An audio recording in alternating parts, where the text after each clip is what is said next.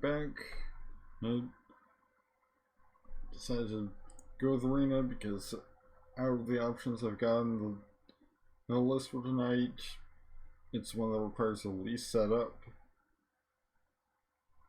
Gonna get song requests back going again. So I've tinkered around with a newer version of with a couple little alterations of Hands of Blood and Money, which is a deck that I played last time.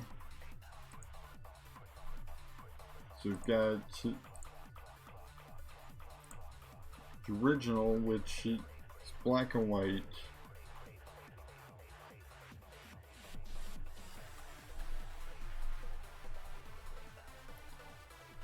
And Phyrexian Reclamation into it, since I gain a lot of life with this deck, so it makes sense to use some of that life to bring back my other some of my creatures.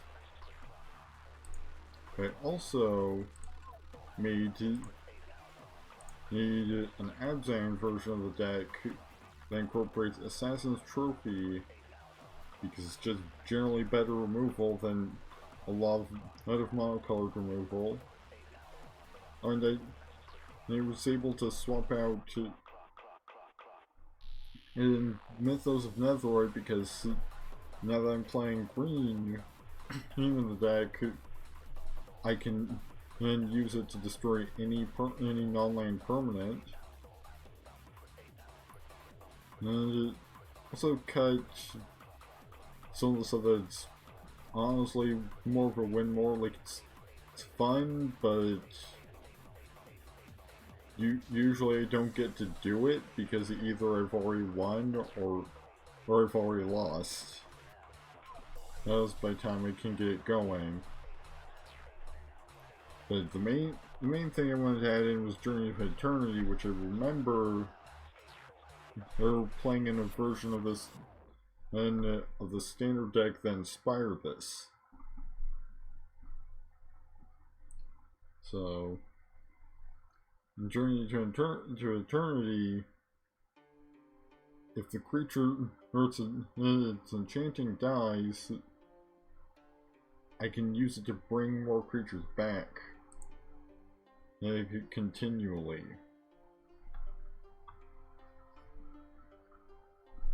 Does not mean to go to my profile. So let's just play some historic ranked for a while. I'm saving my gold in the player draft token that I got from Mastery Rewards. So that I can play some drafts as of the new Zendikar set that once it is released on Arena, which would be the 17th, so 8 days from now. Right, got Gala's Shrine, Isolated Chapel, Temple of Plenty, Giant's Welcome, Mycaeus, Speaker, and Ozolith. Seems like an alright hand to start the night off with.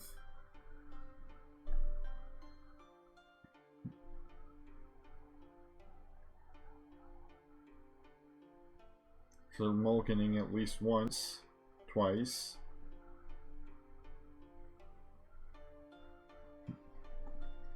Yep, 2 mulligans. So Gala's Shrine, pay 2, Johnny's Welcome. Because Johnny's Welcome will start paying me back that 2, pretty much immediately. Which I did also add 3 copies of Thoughtseize to this deck because, you know, it's a black deck. You should probably have a pretty good reason to not be playing Thoughtseize if you're playing black. Like in this format. Or any format that has Thoughtseize in it, just about. And they've already given up. Probably something to do with the reason that a mulligan twice.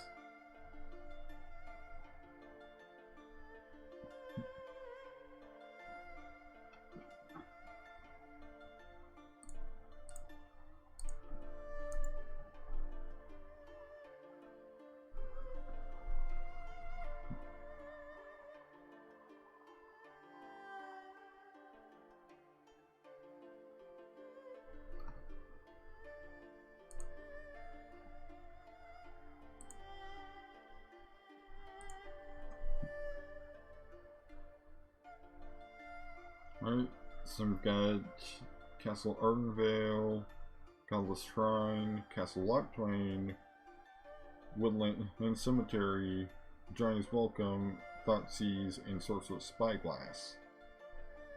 Which is a card that I added in mostly to deal with Ugin. Right.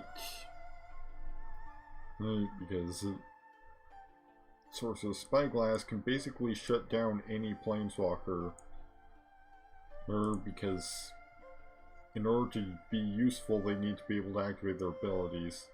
Alright, and they're playing red aggro. Right. Going to get rid of Krinko. As much as it's not the version that has an activated ability, which is also in this format.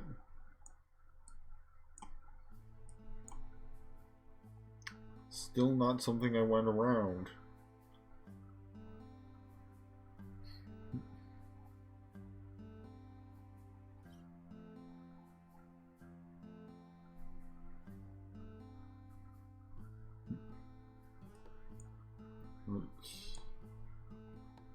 My chaos for 2. Mostly just to get a creature out there.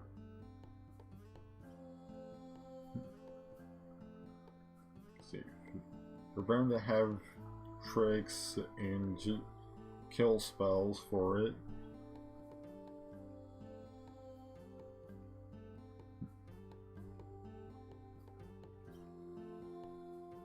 I mean, so far they aren't doing a whole lot.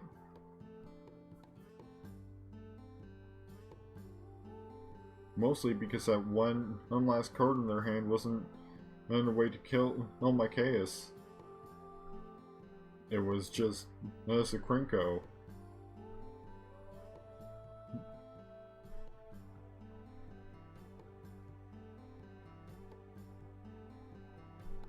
Not gonna block.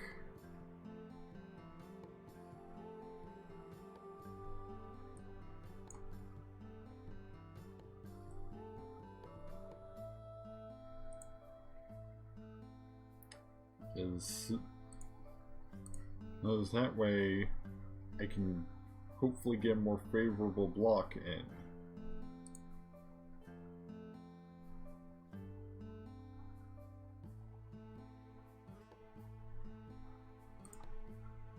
Although it looks like I'm probably dead already.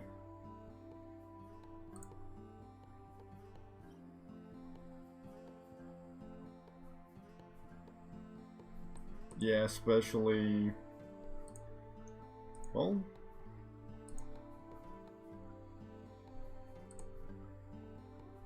yeah, because I just tapped my chaos down on myself, so... which is probably why they felt that all the 2 damage was enough, because even if I activated his ability, it still eliminated him as a blocker. That's that. For that match, and I'm not doing that right now because I'm saving my gold and player draft token for for the new set.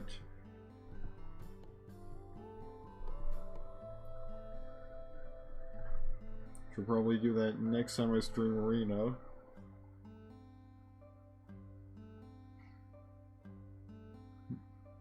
At least depending on when that is. Because I mean, if it ends up being before November the 17th, then I can't. Right? Shrine, Chapel, Temple, Bassery, Procession, Tesa, Mythos. Seems alright.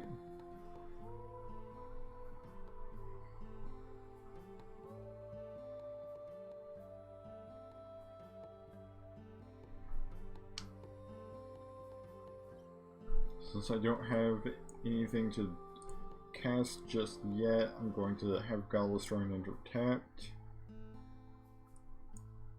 Isolated Chapel, Thoughtseize.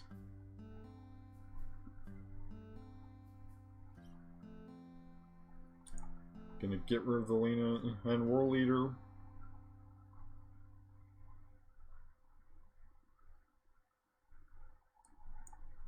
Temple of Plenty.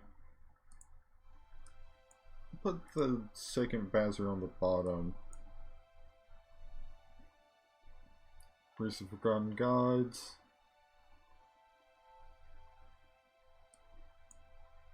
Temple Garden. Bazzery.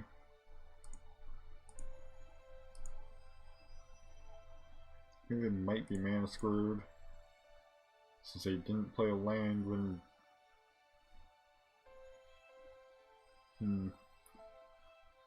Yeah, they probably missed one land drop. Well, from the looks of it. Temple Garden, have it enter tapped because I don't really need the extra mana. Just need 2 under black.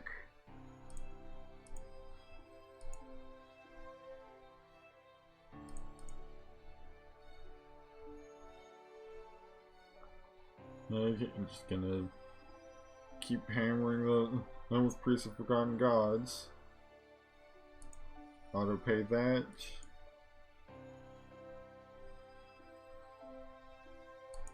I'll have that enter tapped. Soul Warden.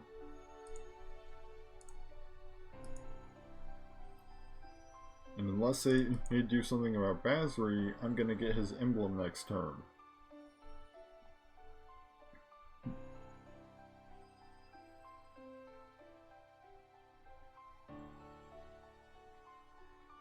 Right, I'm going to auto pay for one, but not the other, because I want to get Anointed Procession down, so that I can then get double null tokens from Bazzery's emblem.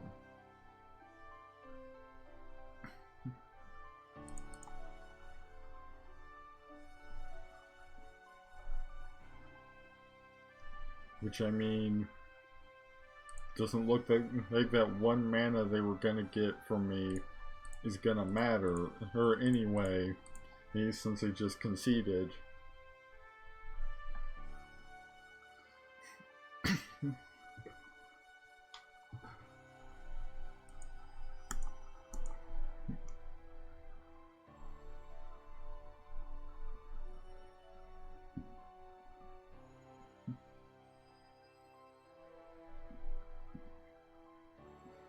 Right, Chapel, Lock Twain, Mycaeus, Elenda, Reclamation, and Assassin's Trophy. I think I'm gonna mulligan that, actually.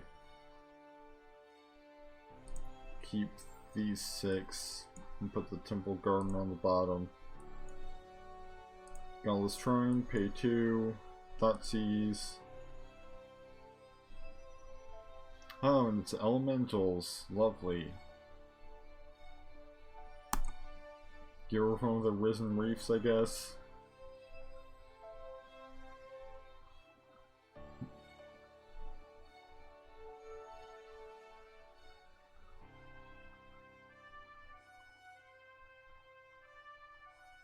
Go on.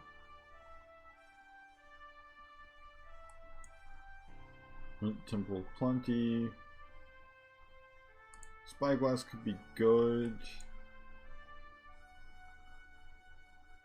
Because if they're playing any red, they've probably got at least one variation of Chandra. So, then again, I've only seen blue and green from them so far.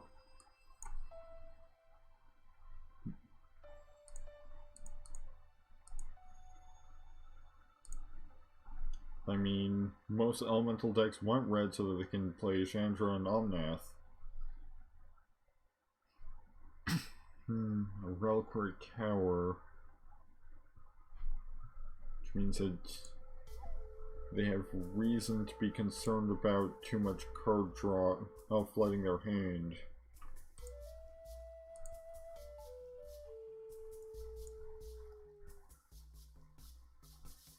Right. Put Bazri up at the top. Not going to attack with Speaker of the Heavens just yet. I want to make sure that he'll be able to actually survive the attack.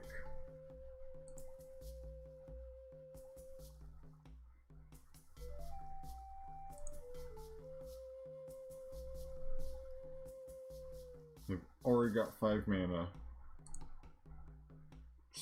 Sorcerer's Spyglass is also going to be useful because they may because given that they seem to be doing ramp, they've probably got an Ugin somewhere. Like, statistically speaking, they've got an Ugin somewhere. Pretty much every ramp deck in this format does.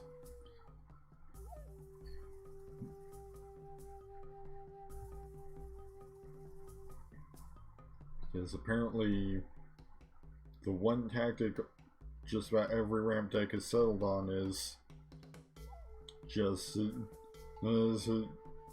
ramp up to 8, get Ugin out, end the game by basically locking your opponent out. No, because you keep exiling all their shit.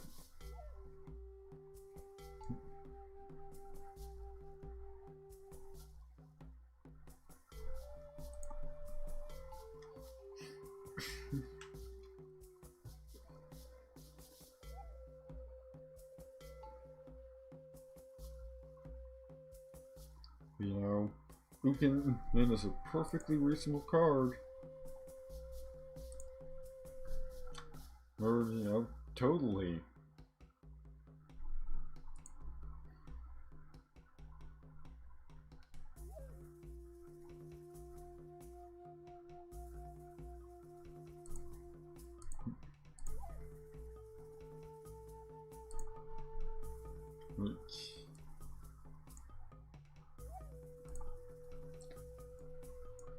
Sorcerer's Spyglass. Alright, they do not have Ugin in hand. I do not entirely trust them to not have one. So I'm going to select Ugin anyway. Just in case. Mostly because Ugin is especially good against decks that use tokens, because tokens have a convert mana cost of 0, so any token that's on the field with Ugin is pretty much guaranteed to be exiled unless they choose to use one of Ugin's other abilities. Oh sure. Let one of your own creatures die to an indestructible creature.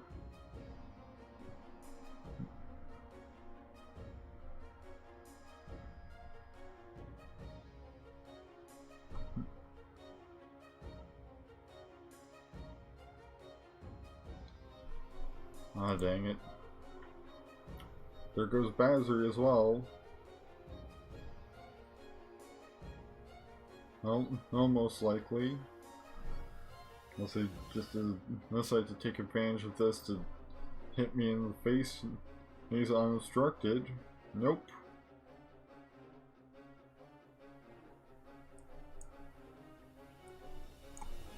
Right.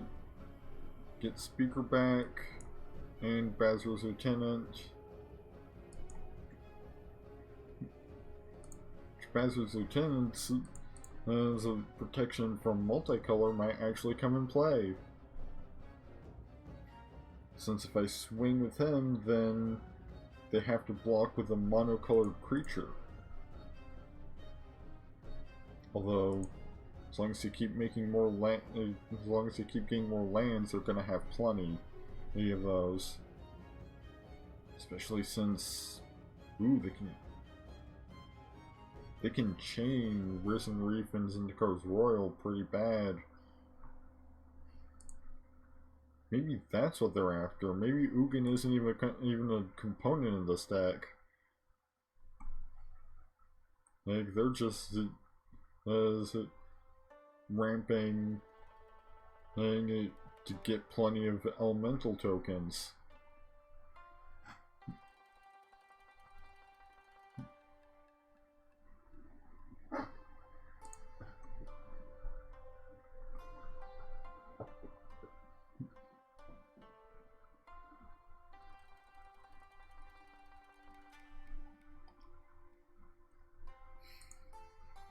I've got a 3/2 with flying.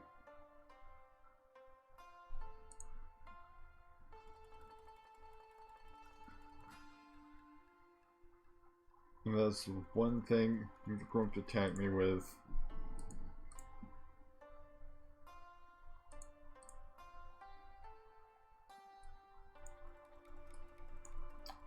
Which of the Moors? Swing 2.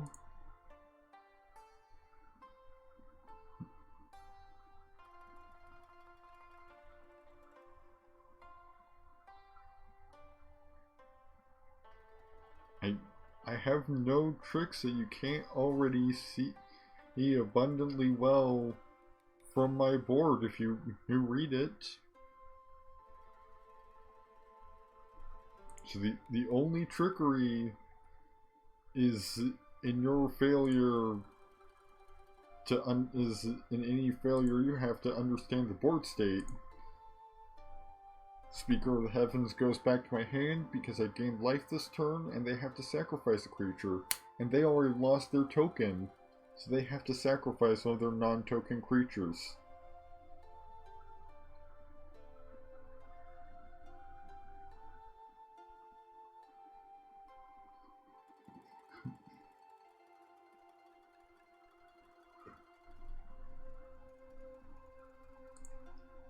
But unfortunately that is at the end of my turn, so I can't just go ahead and get Speaker of the Heavens back onto the field. And they have even more mana than they already did.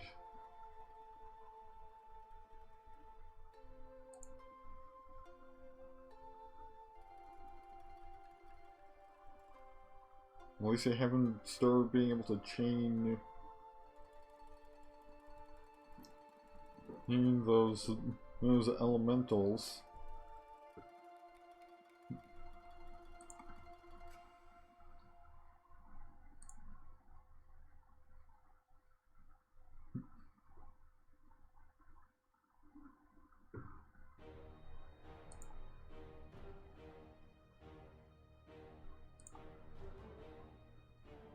They seem to get just one elemental, and then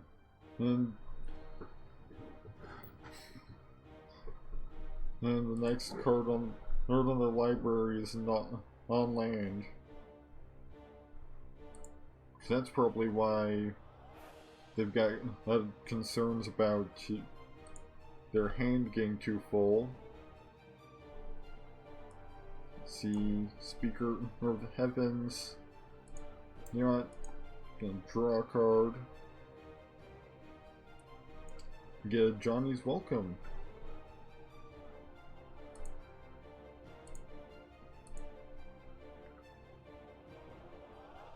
So now, all I have to do is have a creature on the battlefield, and I'll gain the one life needed to trigger Witch of the Moors.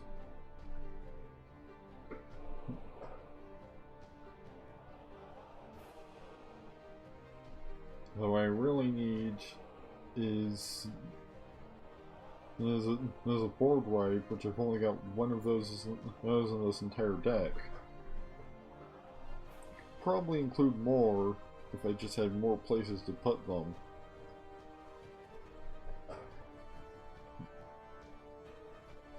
My creatures are kind of outnumbered, very unfortunately.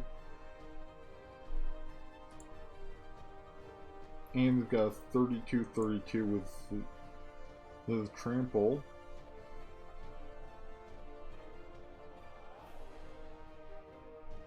But hey, that's one creature, so all I need is any kill spell, and I can bring that down. It's the rest of the elementals that are concerning.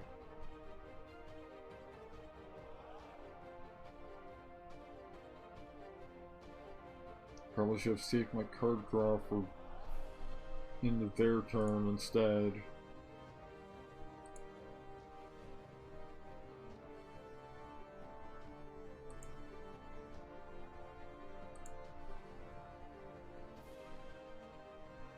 Especially since now they seem to be chaining elementals a little.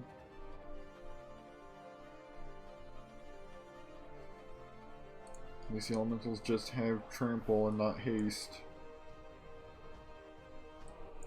Don't need a witch's oven right now.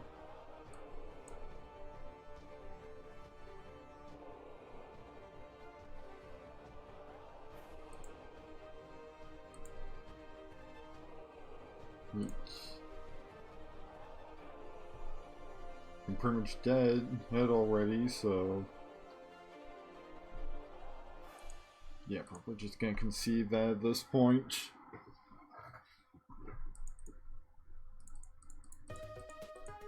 I guess really I could have stuck with it and seen if they made a poor decision, but probably not. Not at this level on the leaderboards. Well, the ranked ladder, I mean.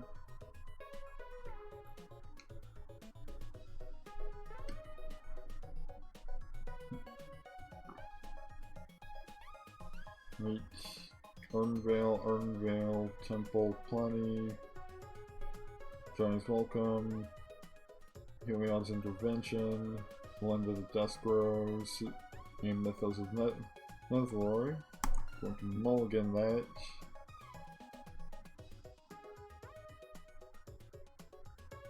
Sure, I'll keep this.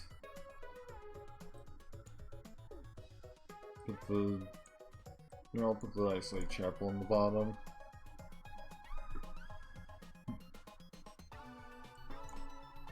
Temple of Plenty.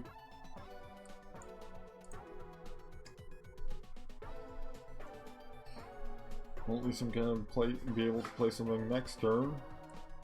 Whether it'll last long, I don't know, since they are playing red. Soul Warden. And it's immediately dead. Exiled even.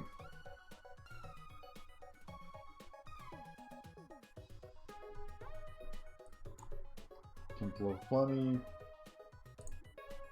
Keep Annoying Procession up top, I guess. Legion's Landing. And Witch's Oven.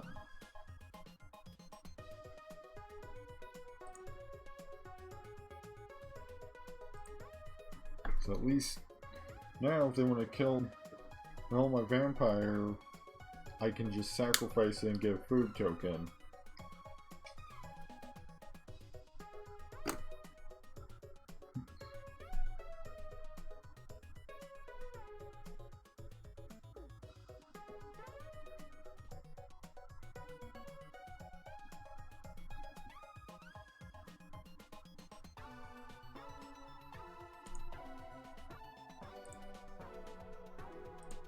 Alright, sure. Deal 2 damage to me.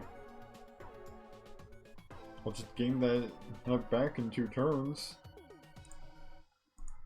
Or 1 turn, earned by sacrificing this food token I just got.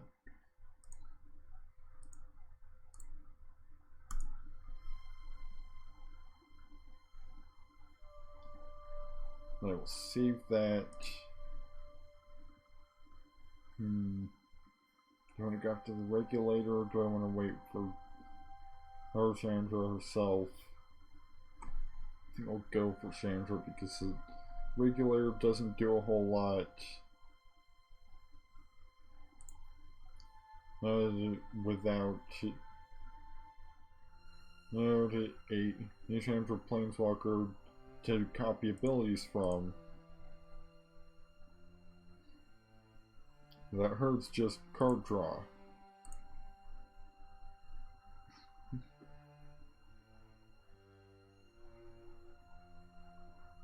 Raid Bombardment.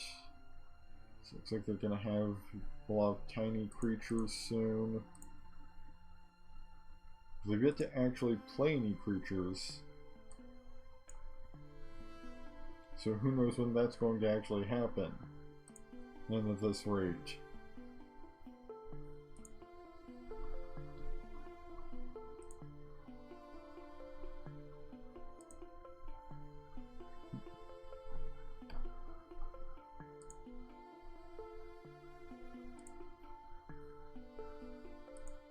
Mostly they've just been skirting in red cards and mountains.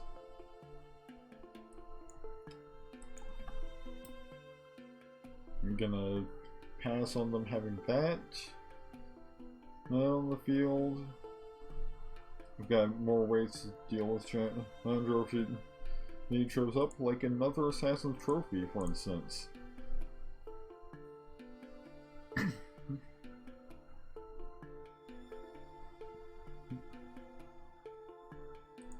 Inescapable Blaze. 6 damage to my face I can't do anything about, even if I was playing the right colors to actually have a response to something like that.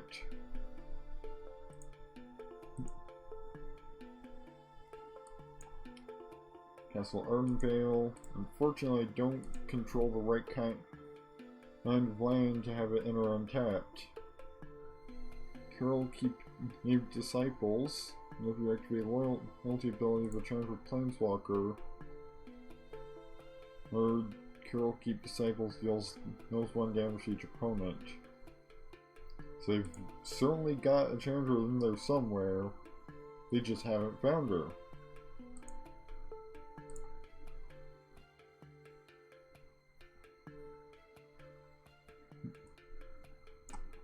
Anointed Procession, so that I can get double tokens. And here's Chandra herself.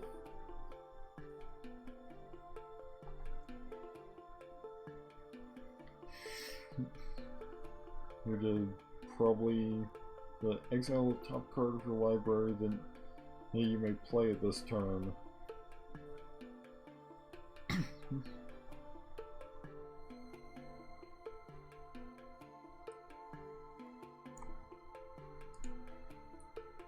Legion's Landing. I get 2 vampires now. Just gonna kill Chandra, just get that over with.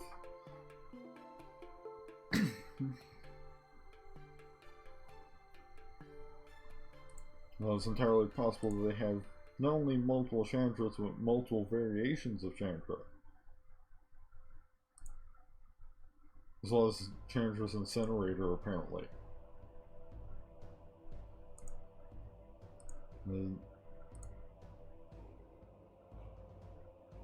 I'll just take the 4 from that. Melinda the Dusk Rose.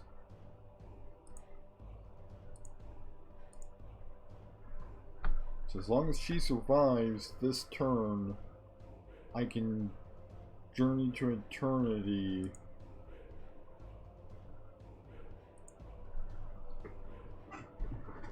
And then I not only get her back, but I get 2 food tokens and 6 vampires.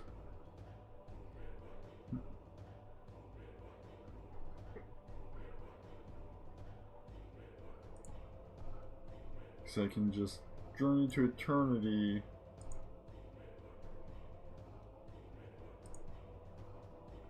Sacrifice her with Witch's Oven.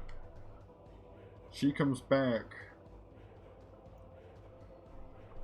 with the 6 friends.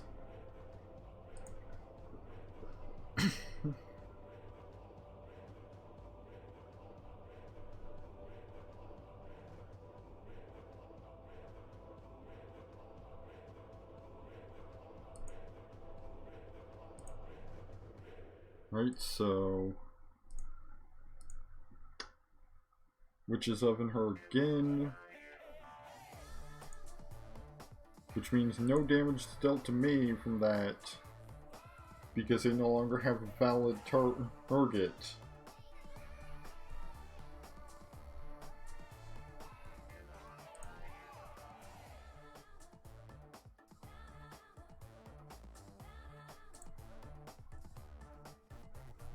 Right, so we killed off a couple of my vampires.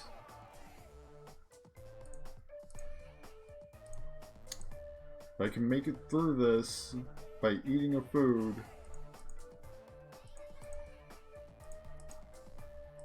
and sending all 6 vampires I've got to gang up on the Enchanter's Incinerator. Because that means that Chandra's Incinerator deals no damage to me, and I get to back up to 6 life.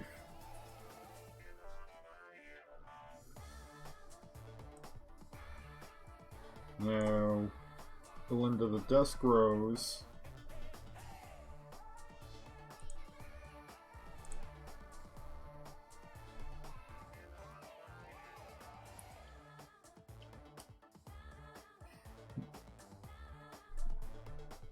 Right, so they discarded a mountain.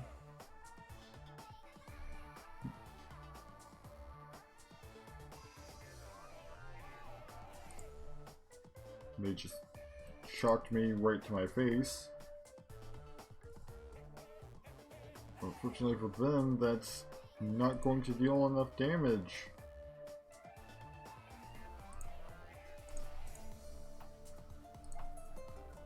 You think this is a good game? Yeah, oops. you bet that's an oops. If you think this is good game.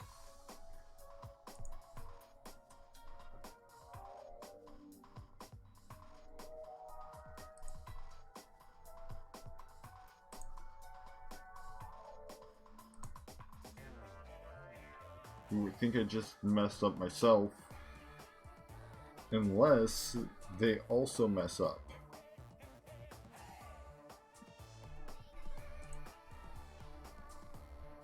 Because technically they can kill me with Scorch Spitter and Raid Bombardment.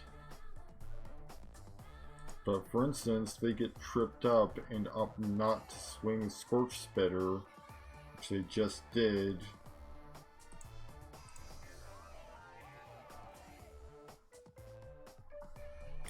Yep.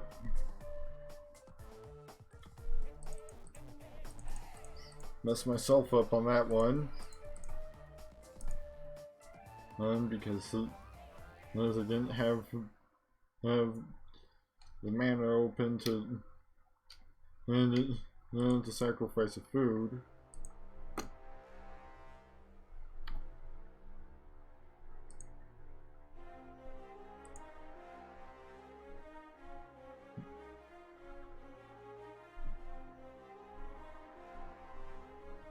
I mean, we've still got another hour of stream.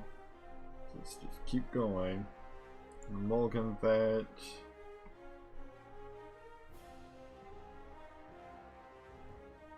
I'll keep those 6 cards.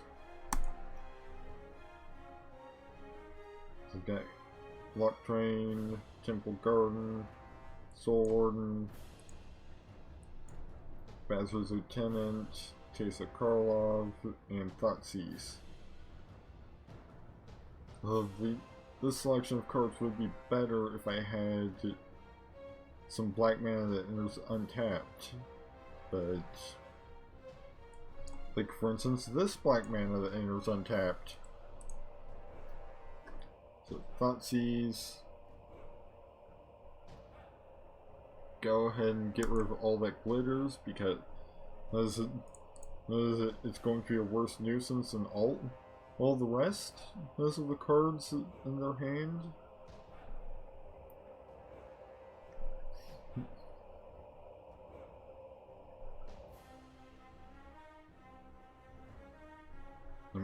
gaining life off of Soul Warden, despite not having played a second creature or yet.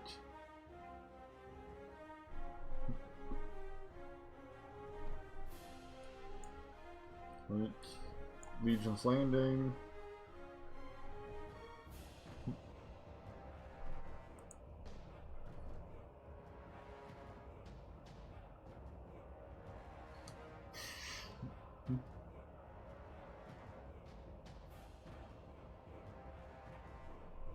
We've got Okan Inheritance out, so they're gonna gain 1 life each turn unless I just destroy it.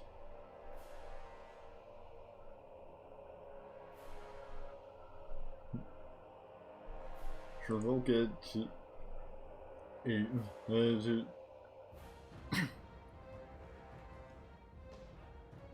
And they've got Veto of Thorn of the Dust Grows, of course. Let's just hope that they don't have the other half of the infinite combo that is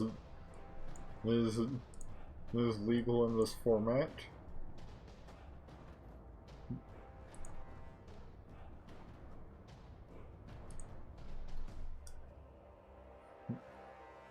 Especially since, you know, I basically gave them the mana.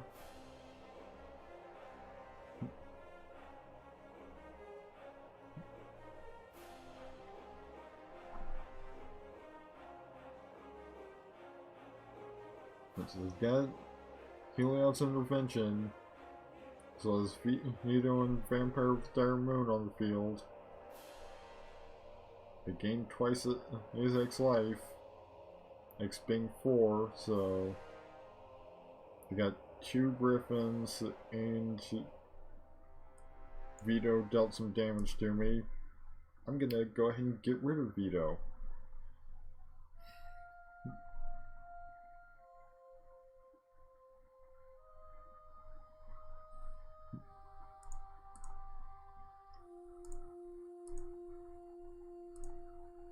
Sure, I'll swing with these 3.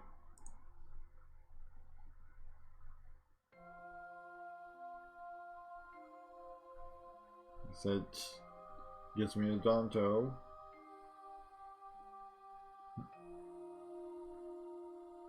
And they're probably all going to die, but yeah. Oh,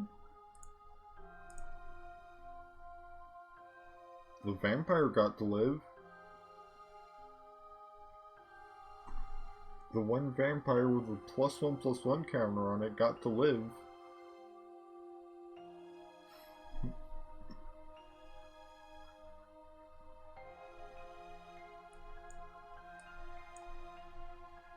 Case of Karlov.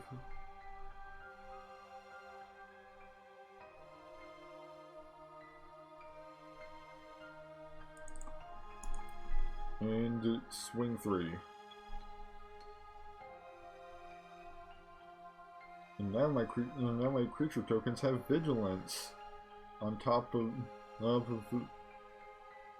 having lifelink from both being what they are and from Teysa. Speaker of the Heavens.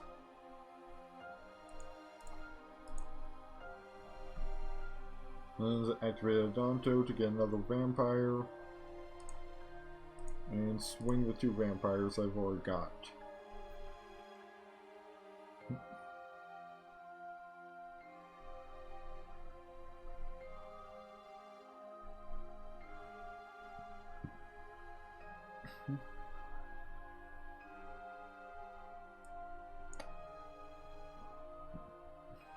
Bazard Cat. +1/+1 counter on Speaker of the Heavens. And so that now he has Indestructible.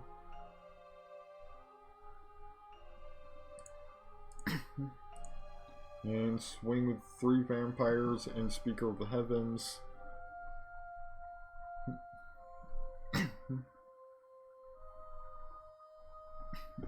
And they've got a Johnny's Pride made out.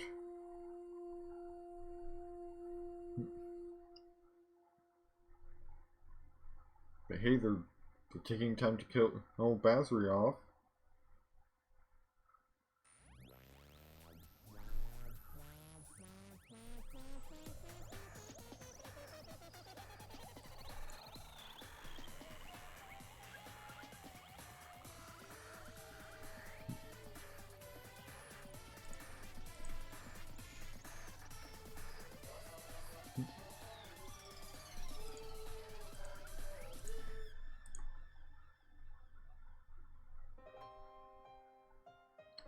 Gonna swing with these vampires.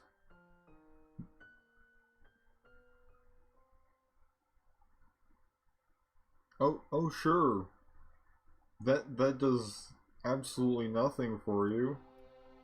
But go right ahead and destroy maybe the enchantment that was effectively already going to be sacrificed.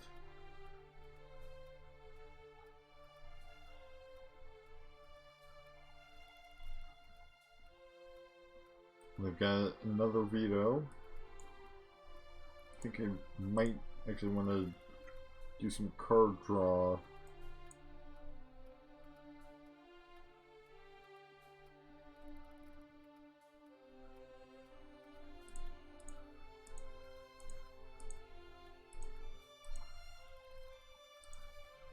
Just gonna swing with one of these vampires.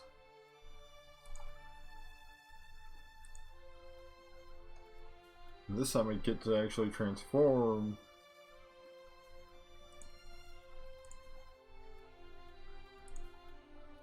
Another Orodonto, so I get another activation of it. Well, it's not the second activation for that turn because you didn't get a first activation, and I'm probably dead because all of their stuff has lifelink, and you can tell end of turn. I'm almost dead. Because he didn't swing with enough stuff to outright kill me.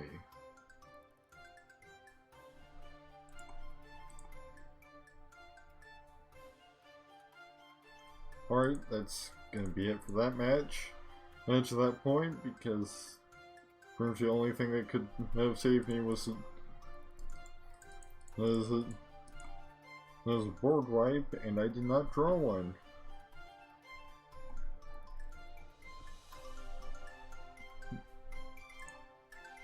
So, on to the next match. What is this music? Oh, it's New Home, New Friends.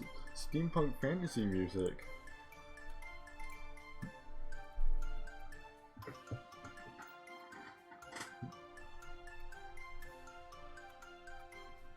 Right. Shrine, chapel, swamp, temple, Micaiah's, Thoughtseize, Witch of Remorse. Seems like a decent hand. Swamp, Thoughtseize. I already hate this. Just gonna get rid of Nicol Bolas real quick. I already do not like the way this match looks.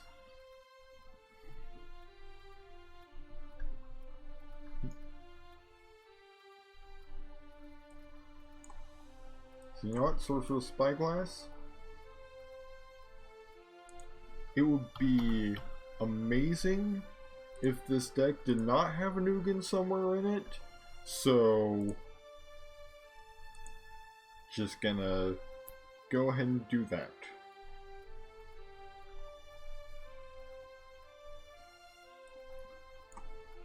It's like you know, they're playing some variety of like Planeswalker Tribal. Of course they're gonna have one of the most broken Planeswalkers in the format.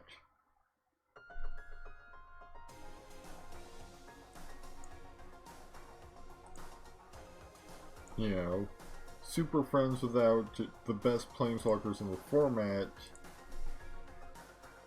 It is like black without Thoughtseize, and these are a very good reason to not run Thoughtseize.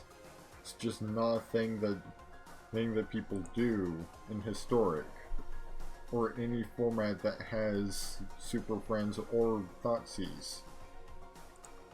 He's just about, at least in a competitive format. Like, I mean, I imagine, you know, Commander doesn't seem to be a lot of Thoughtseize because it's single target and single use, so... Well, I guess you could Isochron Scepter it. Yeah, that could be pretty good.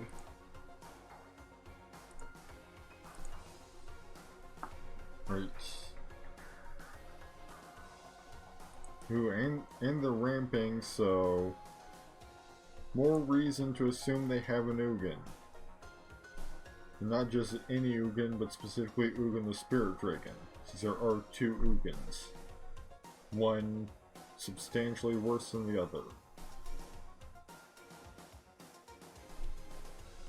Which I could be referring to either one, depending on whether you're talking about it being bad as in overpowered, or bad as in mechanically worse than the other. Right? So now they have to sacrifice one of their creatures because I gained life this turn.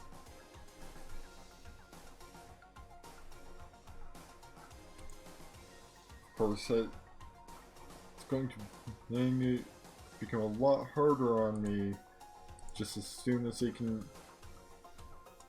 get some red mana. Case of Karlov, which I gained life from that, so they're having to sacrifice another creature.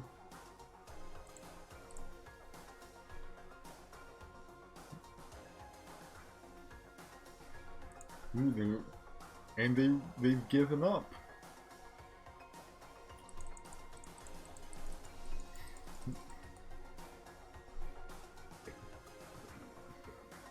Because, you know, they had the perfect, I know they had the perfect tool to stop and help what I was doing in their hand, because they had a Tybalt in there, they just didn't have the mana to actually cast him.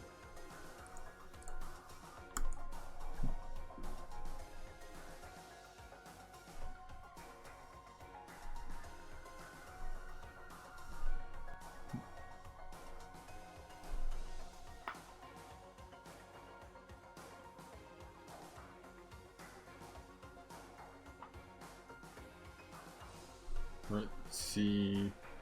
Shrine, Main Chapel, Basri, Thoughtseize, Oven, Mythos, Witch. Seems decent. Godless Shrine, pay 2. Thoughtseize, caused me to lose another 2, but... hey, I get rid of their Ronus.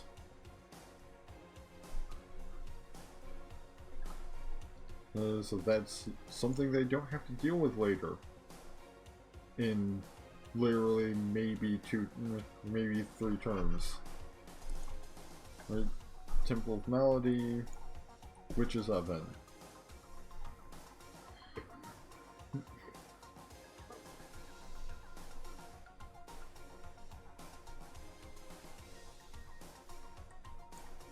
Plains, Basri.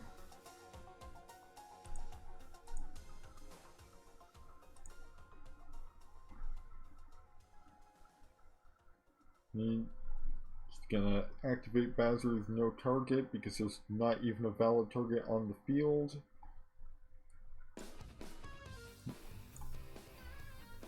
Speaker of the Heavens. Now there's a valid target. So just gonna put +1/+1 counter on that. Vizier of the Menagerie. They can cast creatures from the top of their library. And if they still had mana open, they would have been able to activate, they would have been able to get some +1/+1 counters in Wildborn Preserver, but they didn't. So, like Witch of Remorse, +1/+1 counter on Speaker of the Heavens, and swing 3. And gain life while I'm at it. Which means they're gonna have to sacrifice a creature at the end of their turn.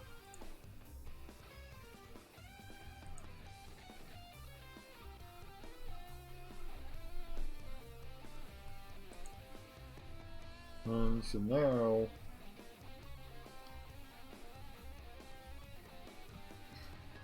well, I believe they might. Yep, they've got Vivian now. But I've got Mythos in hand, so and the right colors of mana to cast it, so to destroy any non-land permanent. So Vivian's not that much of a threat, since I can just get rid of her before my next turn, because I can just get rid of her on my next turn.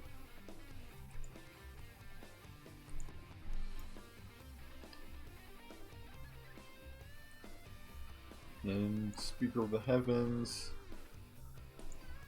get Basri's Emblem, which means that even if they kill my now 4/4 Speaker of the Heavens, I'll just get him back.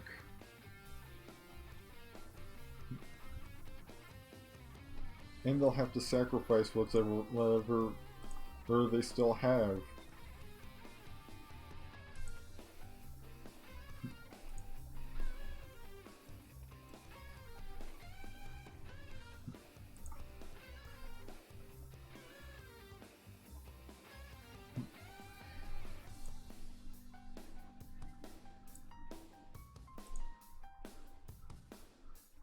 And they just give up at that point.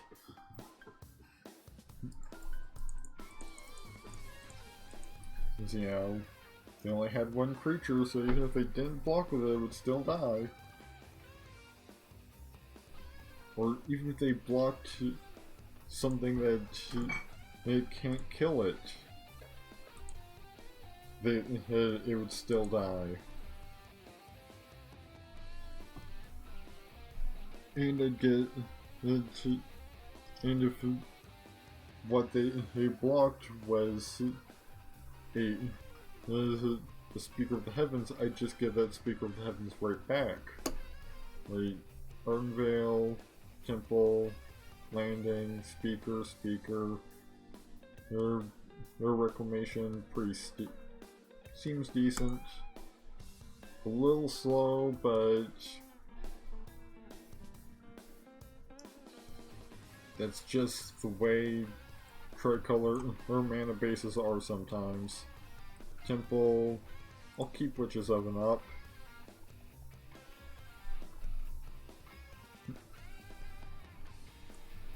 Chapel, Speaker,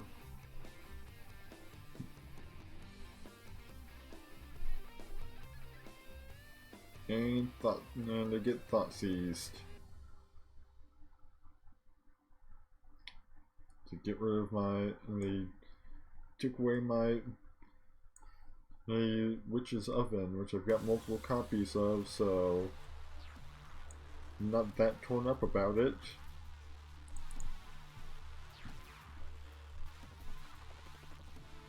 I'm surprised they didn't go for the Reclamation, since that way they can force me to sacrifice, they can force me to discard creatures without fear of me bringing them back with Reclamation. Which they just took my Reclamation as I was saying that, so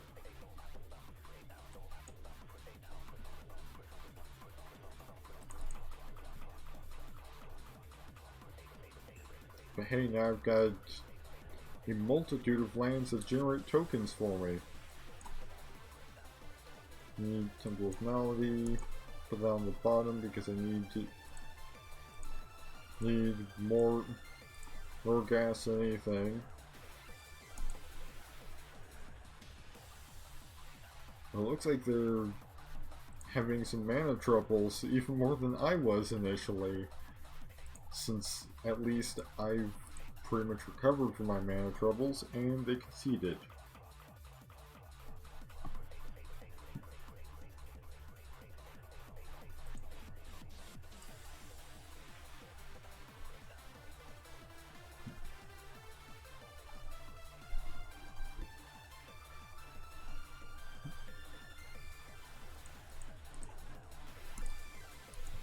Right. Got time for at least a couple more matches this night, as it's currently almost 1:30 Eastern Standard Time.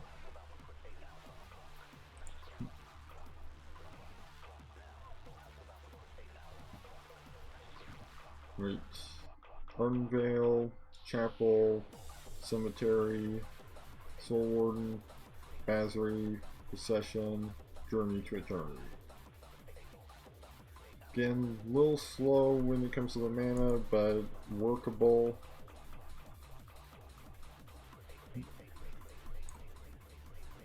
Chapel. I might to swap out some of my non-basics for basics just to improve early mana flow. Soul Warden.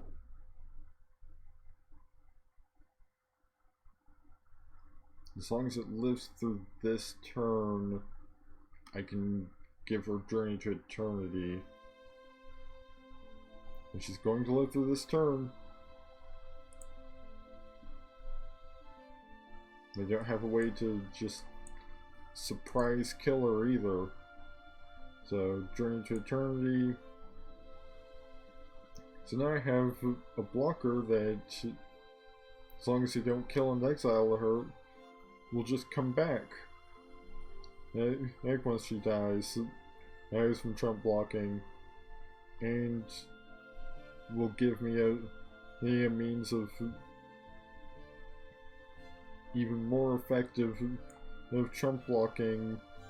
And past that, I'm going to just get rid of this mace real quick.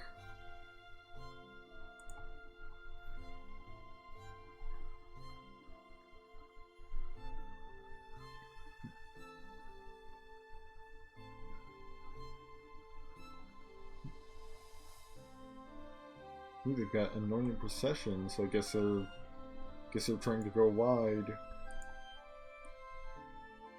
11 and Basri.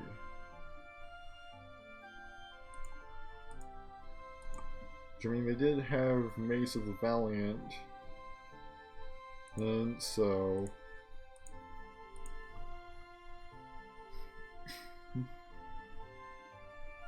that definitely benefits from generating a lot of tokens. We've got History of Benalia, so looks like Knight Tribal with tokens.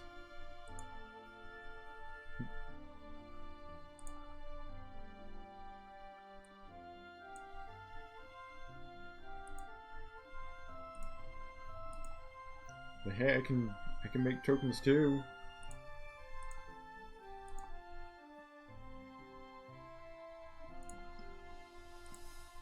Granted, my tokens aren't about to get +2/+1 until end of turn.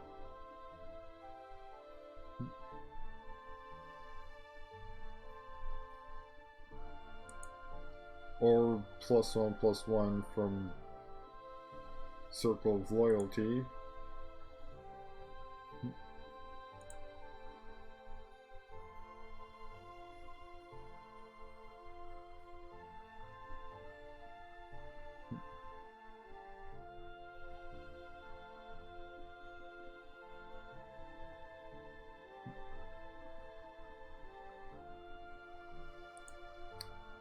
Right.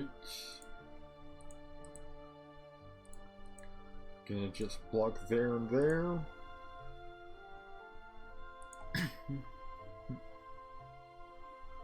So I took out one of their knights and got the Cave of Eternity.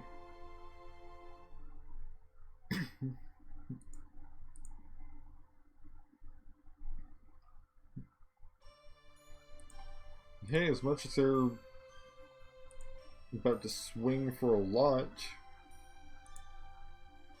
I can also survive quite a bit because I've got 29 life.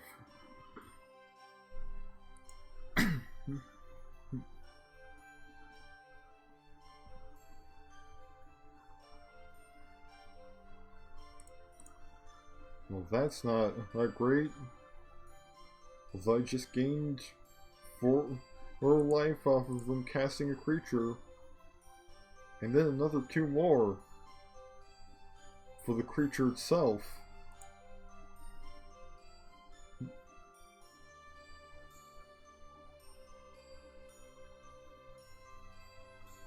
And Bazri's just dead. No point in even trying to block that.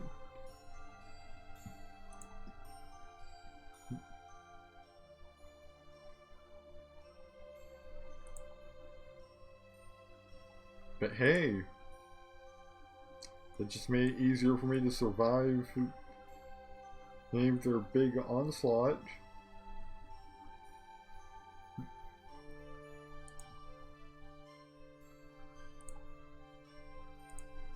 So now I can just start.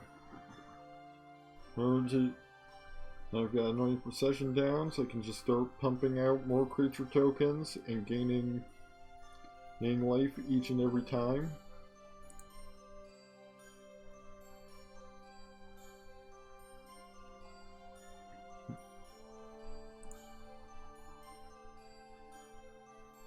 Although, we do have at least 15 damage worth of knights, so I'm just gonna block there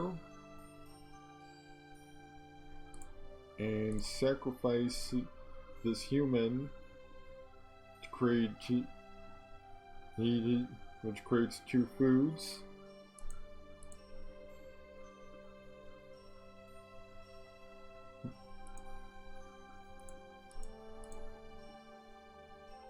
Which I can then eat to gain any more life.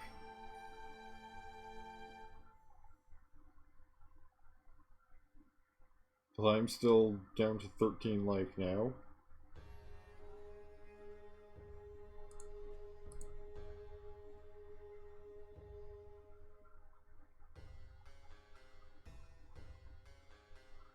At this point, I'm pretty much just sort of prolonging the inevitable.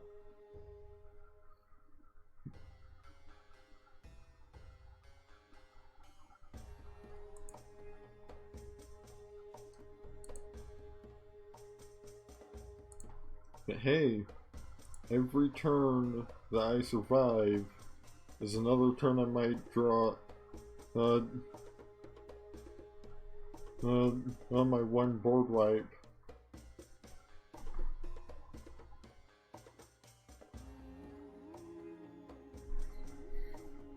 And every turn that they generate more tokens is more life for me.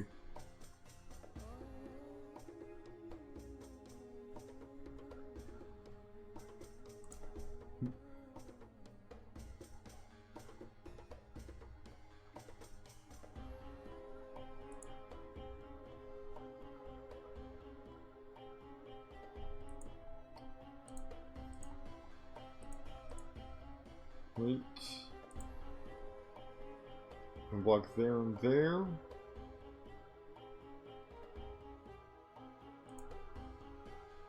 Sacrifice one of the humans.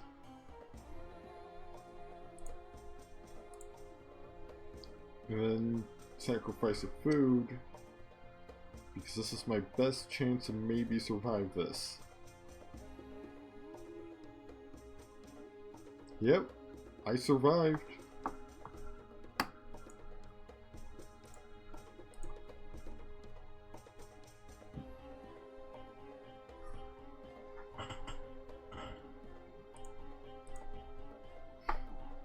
And in fact, I'll gain a decent bit of life if they swing with Krenko. You know, I'll gain about 12 life. They choose to swing with Krenko.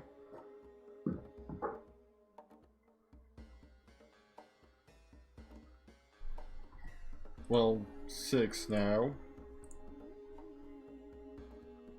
No, because they drew something to kill off one of my Soul Wardens.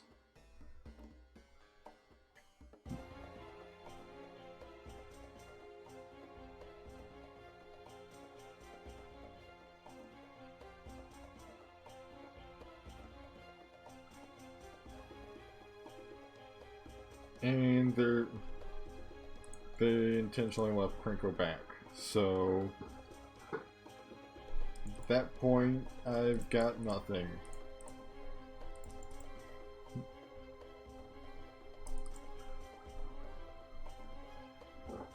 Still got plenty of time left in the stream, so just gonna keep on going.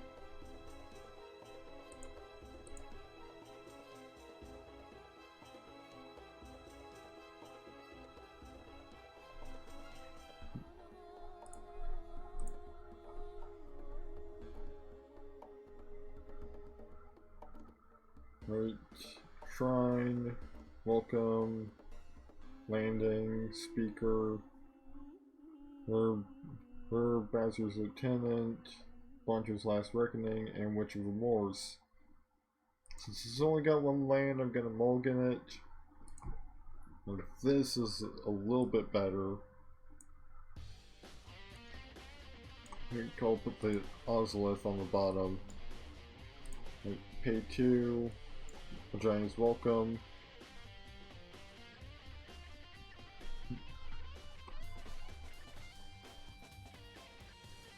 And of course, Thoughtseize.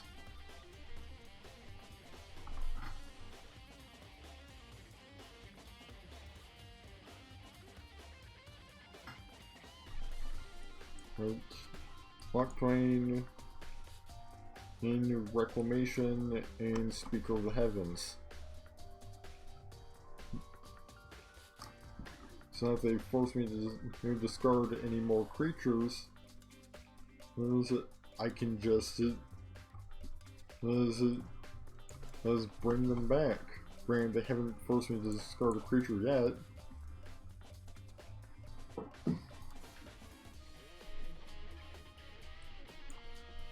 And I'm having to top deck already because my hand is empty.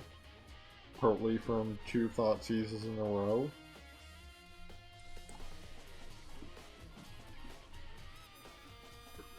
But hey, we've got nothing less to Thoughtseize.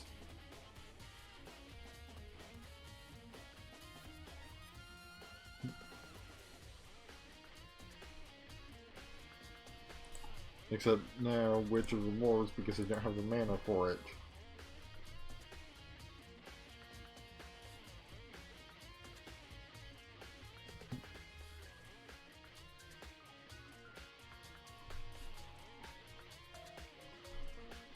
But hey, if I can just get the mana, then I can force them to sacrifice Drana.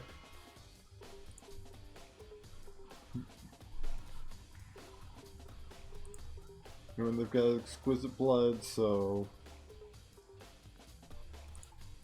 if they get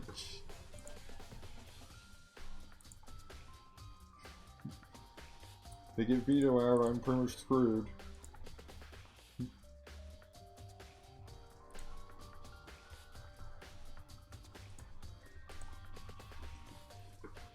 That's Lock Twain, and I got a land, Witch of the Moors. Now they have to sacrifice it and use it. Use Drana at the end of my turn.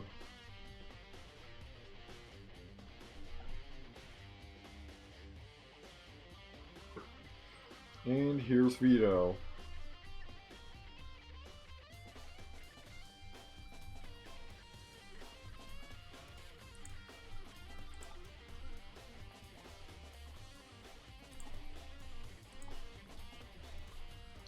And there's the infinite combo, so I'm leaving. Because I don't have time to sit through that many activations of the same aim loop. Right. Well, at least these losses are getting done in record time. You know, that lasts only about 5 minutes.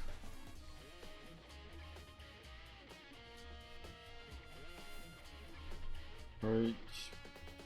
Temple Plenty, Castle Ardenvale, Intervention, Basri, the Alinda, Priest, and Mythos. I'm gonna mulligan that.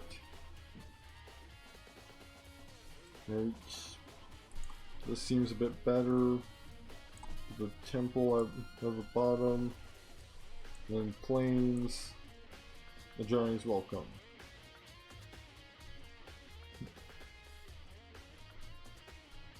Right. Swamp. Well, Isolated Chapel, Thoughtseize. And just get rid of Sandrum Convergence.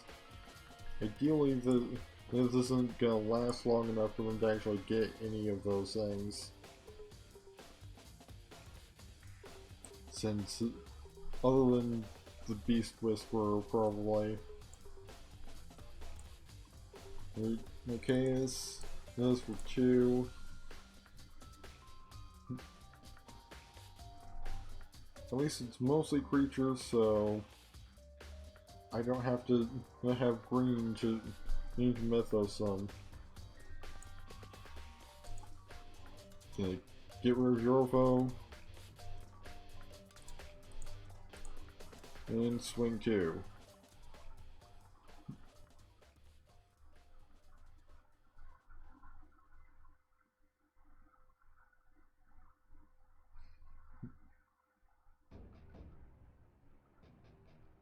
Okay, if I can just get 2 more mana, I can Witch of Remorse. Right. Not going to swing this turn. And cast Questing Beast. And that's about it, other than whatever the mystery 4th card is, which is Lovestruck Beast.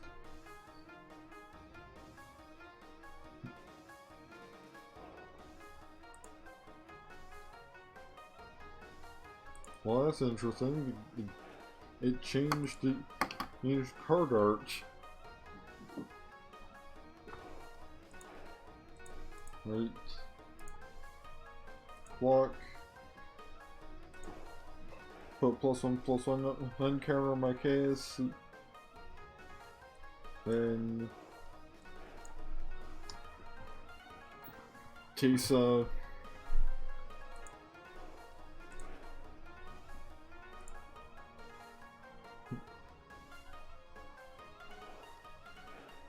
Now I've got the mana for Kogla.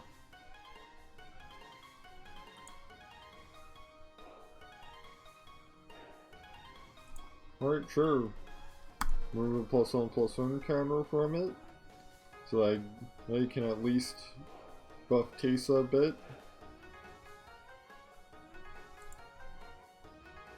Not gonna block that. Instead, take the 5 damage, Witch of Remorse. End of my turn, they have to sacrifice a creature and I get my chaos back to my hand.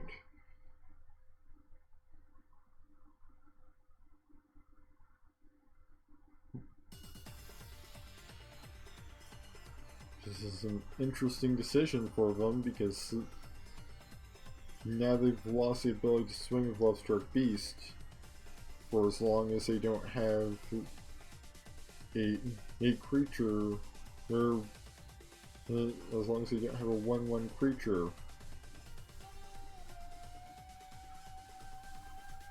Sure, destroy that.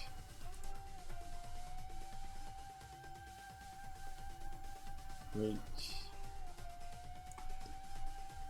Legion's Landing. And my chaos.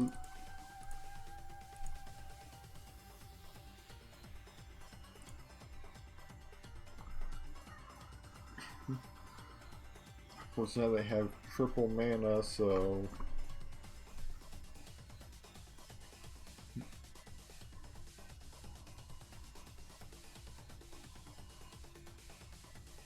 they're gonna have. Well, they're gonna be able to cast a lot of stuff on each of their turns, or just one very, very big thing.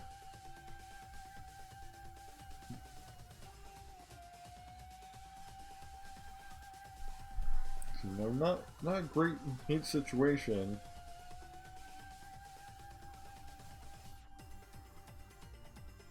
Oh boy, they killed the witch, and on top of that, Love-struck beast they killed her with didn't even die.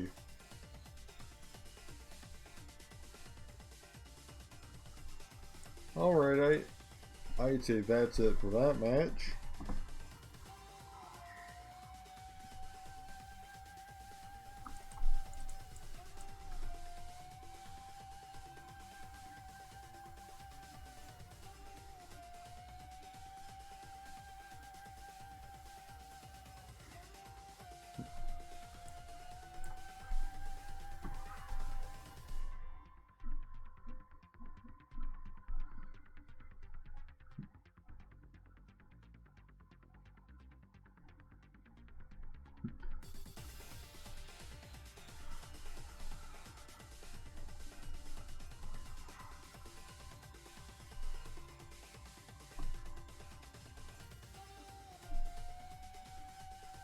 Right.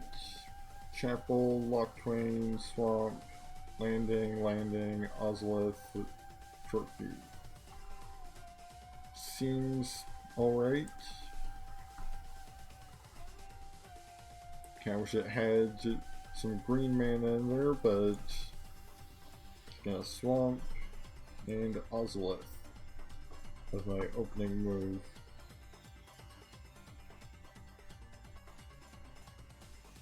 And they've got it's blue-white flyers from the looks of it. Right. Shizoven and Legion's Landing. Then pass.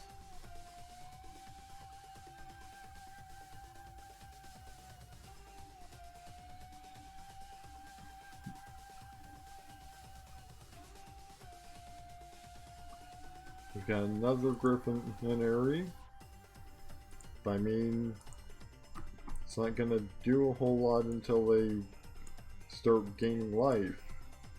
So, got time to at least deal some damage before they start getting a bunch of Griffins.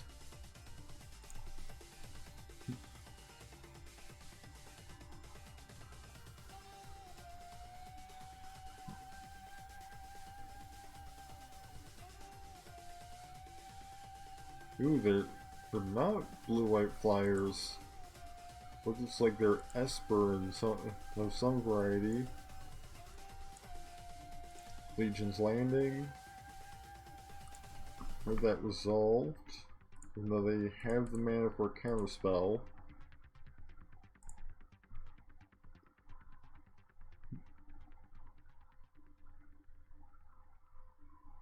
Of course, you know, it's entirely possible they're just Esper flyers of some kind. Chromatic Lantern.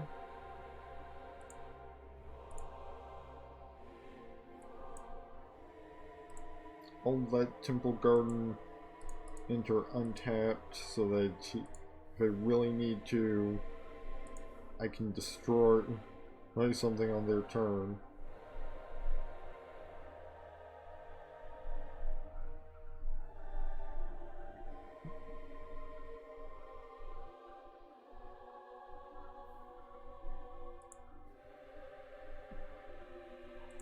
Right. Activate Adonto.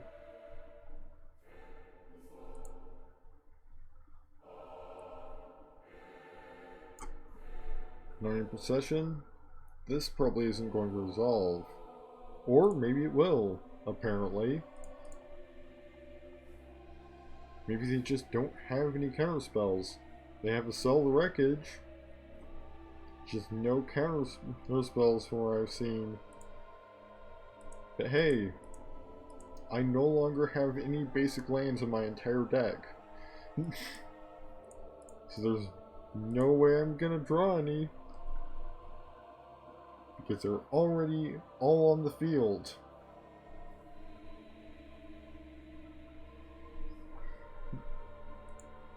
Good chicken was it?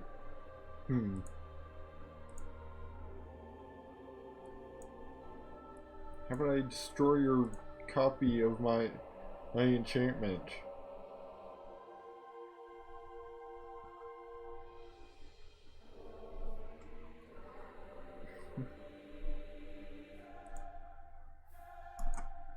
The draw card off of Left Castle Lock Twain. Soul Warden. And they Hornswoggle. So they do have counter spells, just not ones that, just maybe not ones that were applicable to the situation.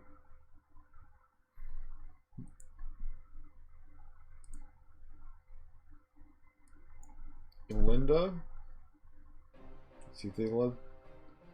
And they've got another Hornswoggle. I get the feeling they've been holding on to those for a while. Because I wasn't casting any creatures. And now they've got 2 of them in a row. Gonna keep that, my second Linda up top. And just keep making more vampires.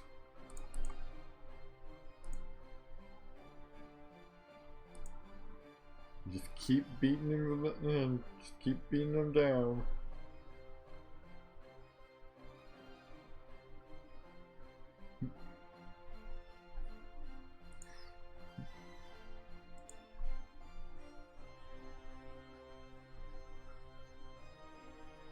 They're keeping one card in hand, but that could just be, the classic tactic of keep a land in your hand to make your opponent think you have something. Alenda, again.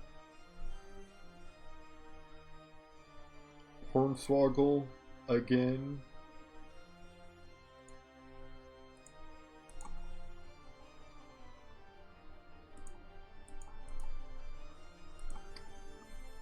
So, swing with all my vampires.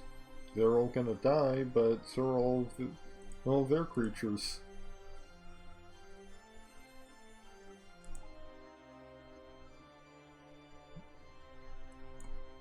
Temple of Plenty. Basilisk of 10 is good to keep up top.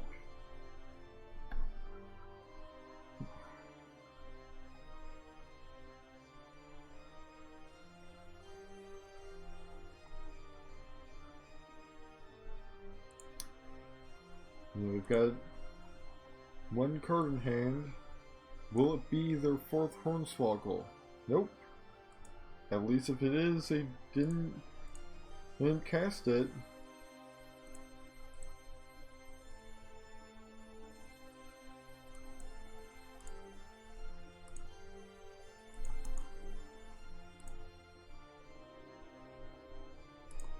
I'm just gonna keep battering them. Unless they have... And there they go. Right. Got time for 1, maybe 2 more matches tonight. It's currently 1:52 a.m. Eastern Standard Time. I try and get done by 2.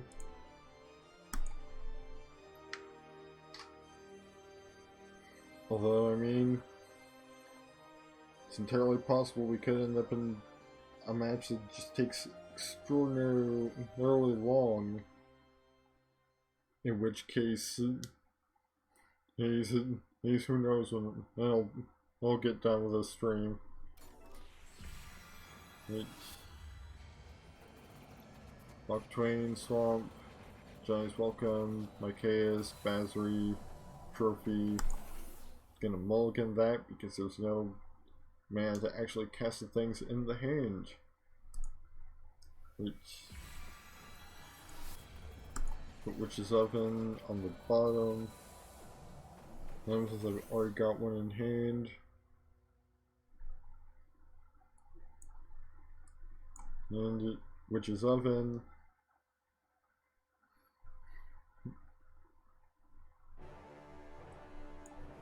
Buck Twain. And Priest of Forgotten Gods.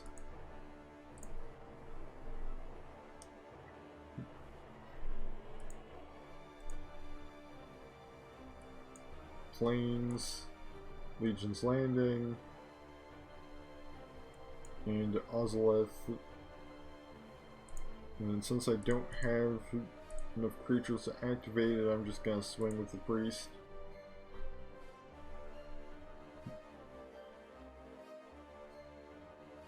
I mean, they're playing black as well as white apparently, so... Okay, sure. I've got at least a couple more of those. Not to mention I've got way stronger things for things of that ready to go.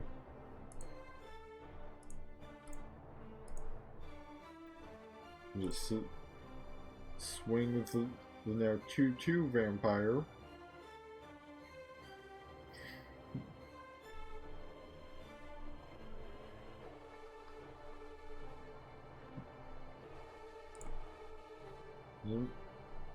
Bastion of Remembrance. So now I've got a way of draining me whenever a creature they control dies.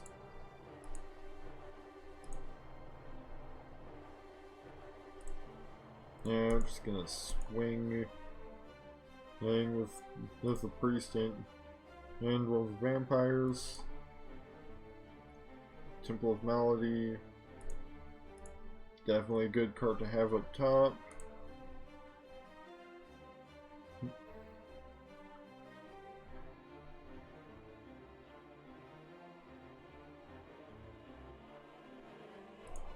Just gonna sacrifice that.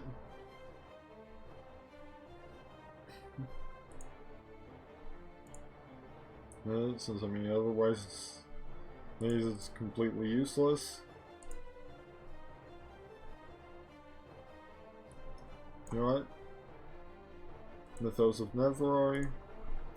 Destroy Banishing Light. Which brings that back and gets me a new vampire.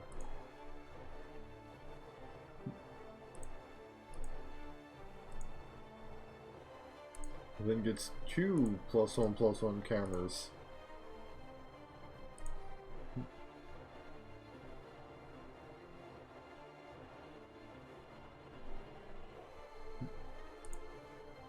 Well, apparently they're playing green as well, so we're both in the same colors.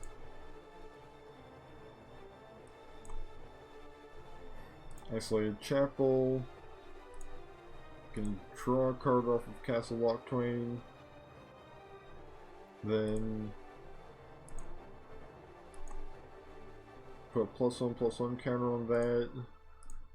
And swing it. And 4/4 with lifelink and indestructible.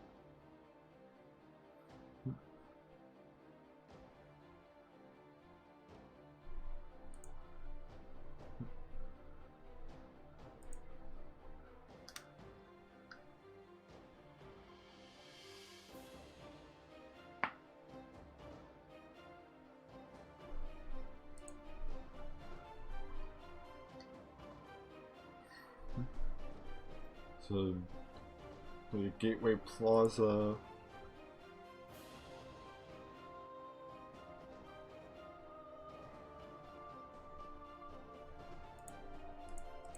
Can block that with a vampire. So that I can get Basri's Emblem.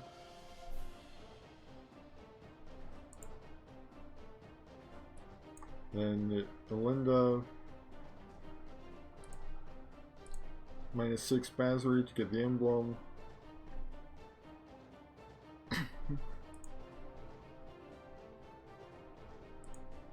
Put the for the +1/+1 counter on Belinda. So now she's already got 3 +1/+1 counters.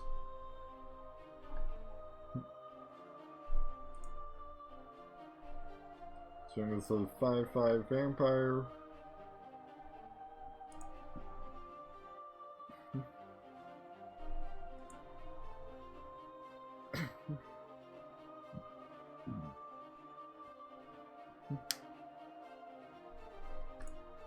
Oh, they're playing shrines apparently.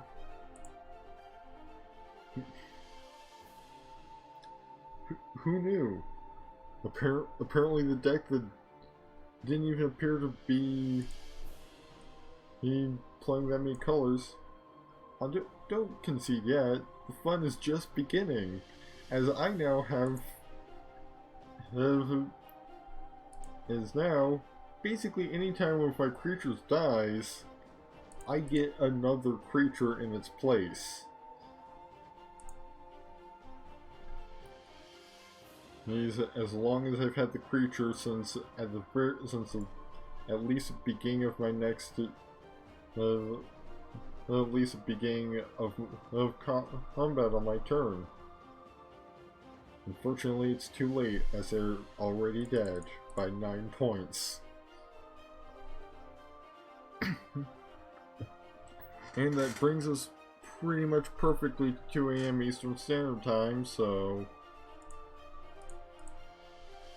I got Siona and Liliana's devotee, but that's gonna do it for me tonight. Thank you all for watching.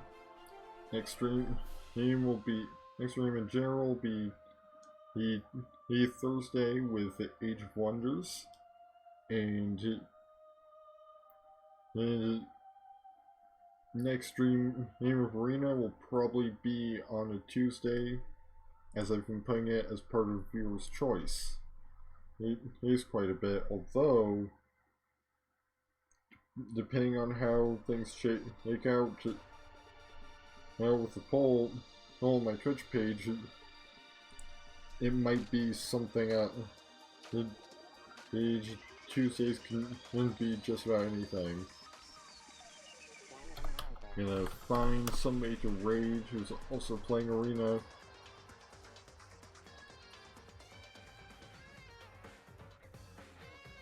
And which, you know, probably will be plenty of people live with Arena, since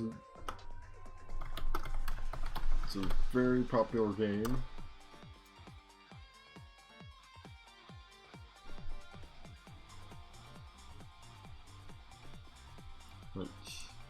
It's interesting that it doesn't have its own category, but I mean, I guess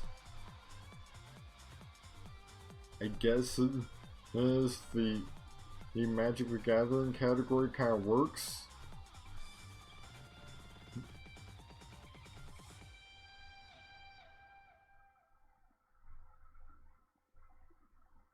So let's see.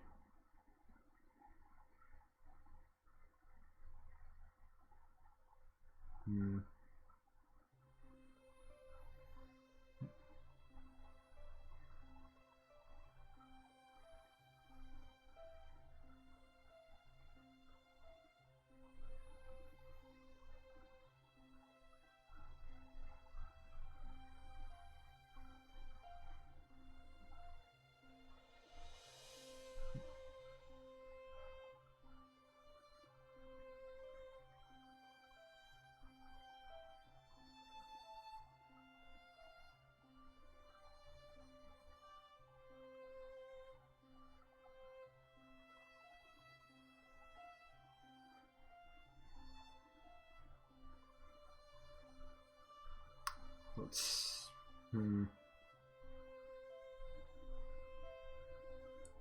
Let's go with this person. And for the person we're going to be rating tonight, they only have one viewer. But thanks again for watching. Next stream in general on Thursday. Next stream of Arena will most likely be next Tuesday if it happens in the foreseeable future at all.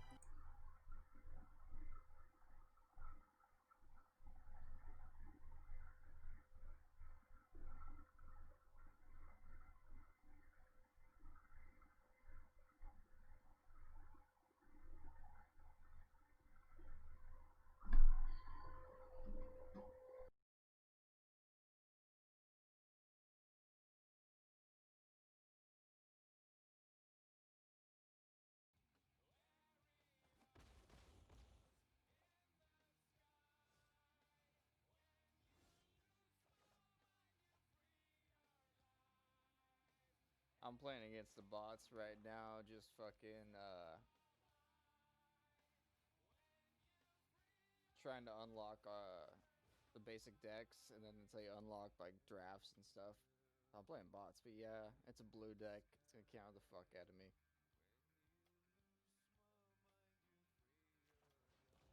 It keeps fucking me up with some unsummon. Did I just do that? I just did that. Alright, well, I clicked on the wrong card. Gotta block. Gotta block.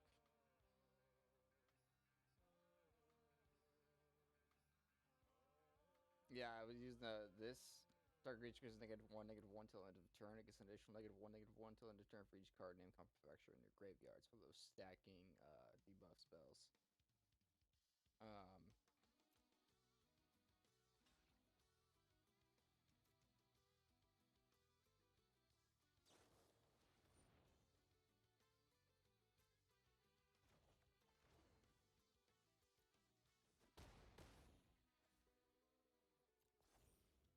Force the unsummon. Yo, Ghostly, what the fuck is up, my dude? Chillin', playing some Magic. And he does that.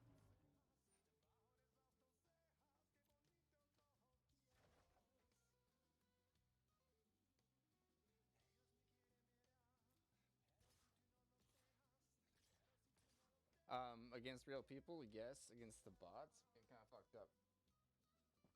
I'm doing, so you have to do color challenges for each color.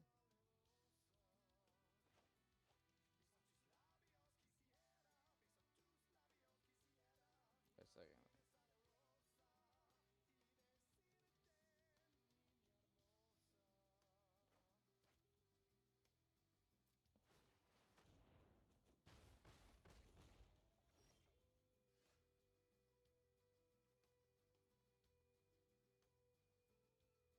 Alright, Ghostly, see you in a second. Hello, motherfucker.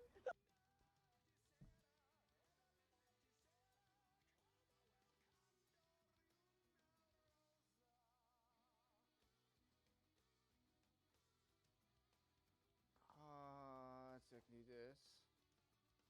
Wait, no. I only have 5. I think that one fuck up I did just fucked me over.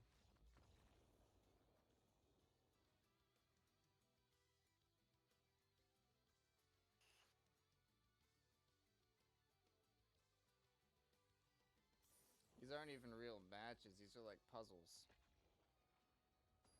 Like you get the exact same cards every single time, supposed to use them a very specific way.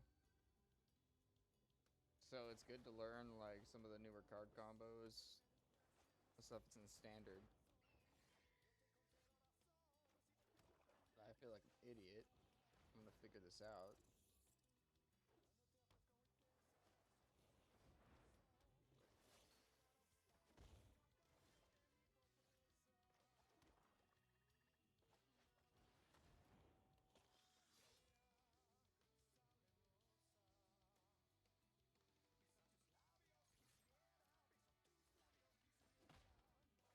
Yes.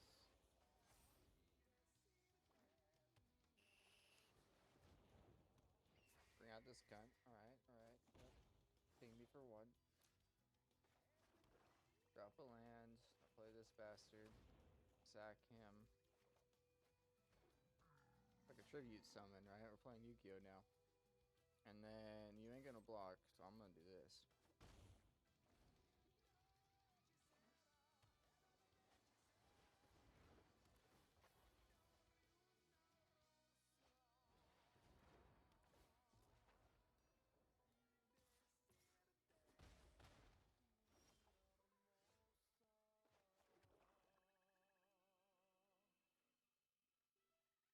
Yep. This get rid of this fucker. Yes. And I'll attack.